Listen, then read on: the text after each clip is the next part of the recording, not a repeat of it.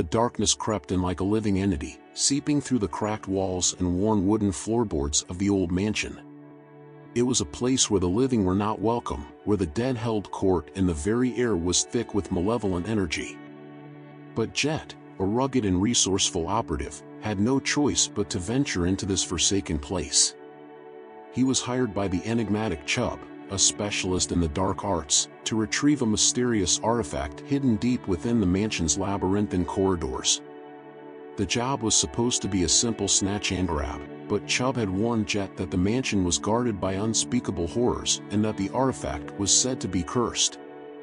As Jet approached the entrance, he noticed that the once grand estate was shrouded in an eerie, otherworldly mist. The trees surrounding the mansion seemed to twist and writhe, their branches like skeletal fingers reaching out to snatch him. A chill ran down his spine as he pushed open the creaking front door, the sound echoing through the deserted halls like a death knell. "Welcome to our humble abode," a low, gravelly voice said, making Jet spin around.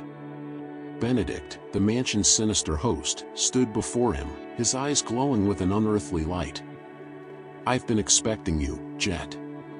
You're just in time for the party." Benedict led Jet through a maze of cobweb-covered rooms, each one filled with dusty relics and forbidden knowledge. Jet's instincts screamed at him to turn back, but he pressed on, driven by the promise of the artifact and the paycheck that came with it.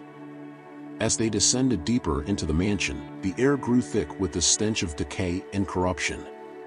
Jet could feel the weight of the dead bearing down on him, their cold breath on the back of his neck.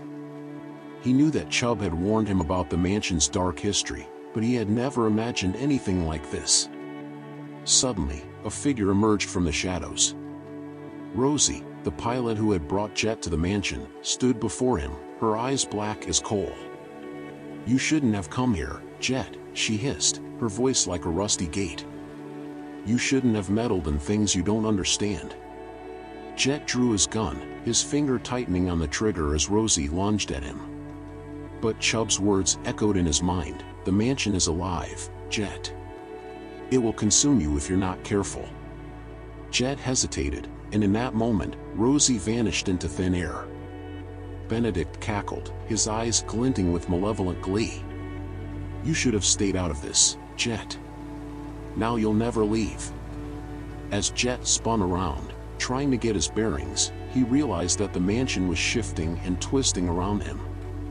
Walls seemed to melt away, revealing new corridors and chambers. The darkness was closing in, and he knew that he had to find the artifact and get out before it was too late. With a deep breath, Jet charged forward, his gun drawn. He blasted his way through the twisting corridors, the sound of his gunshots echoing off the walls as he fought to stay one step ahead of the mansion's deadly traps and the horrors that lurked within. But Benedict was relentless, always one step ahead, always waiting to strike. Jet could feel his presence, a cold, calculating force that seemed to be drawing the very life out of him. As Jet stumbled through the labyrinthine halls, he caught glimpses of Rosie, her eyes burning with an otherworldly intensity. She seemed to be leading him deeper into the heart of the mansion, further into the depths of madness and despair. Finally, Jet stumbled into a grand, candlelit chamber, the artifact glowing with an eerie light on a pedestal before him. But as he reached for it, Benedict loomed behind him, his eyes blazing with an unholy power. "You shouldn't have come here, Jet," he hissed, his voice like a rusty gate. "You shouldn't have meddled in things you don't understand." Jet spun around, his gun raised, but it was too late. Benedict's cold, bony fingers wrapped around his wrist, and Jet felt himself being pulled toward the artifact. As he looked down, he saw that his hand was turning into stone, his fingers merging with the pedestal as if he was being pulled into the very heart of the mansion. The last thing Jet saw was Rosie's face, her eyes burning with an otherworldly intensity as she whispered, "You should have stayed out of this, Jet." And then, everything went black. The next morning, the authorities found Jet's gun, his wallet, and his phone on the floor of the mansion's grand chamber. But Jet himself was never seen again. Some say that on certain nights, when the moon is full and the wind is blowing through the trees, you can still hear Jet's screams echoing through the abandoned halls of the mansion, a chilling reminder of the horrors that lurk in the darkest corners of the human heart. As for Chub, the specialist in the dark arts, he was never heard from again. Some say that he was consumed by the very darkness he had sought to harness, while others whispered that he had finally found what he was looking for, the ultimate power. And as for Benedict, the sinister host of the mansion, his fate was a dark and sinister mystery.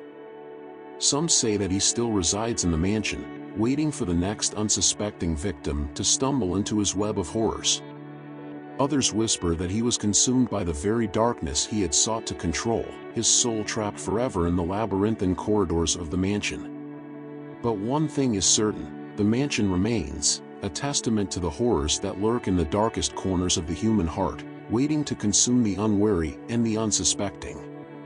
And as long as it stands, the darkness will continue to creep in, seeping through the cracks and crevices, waiting to claim its next victim.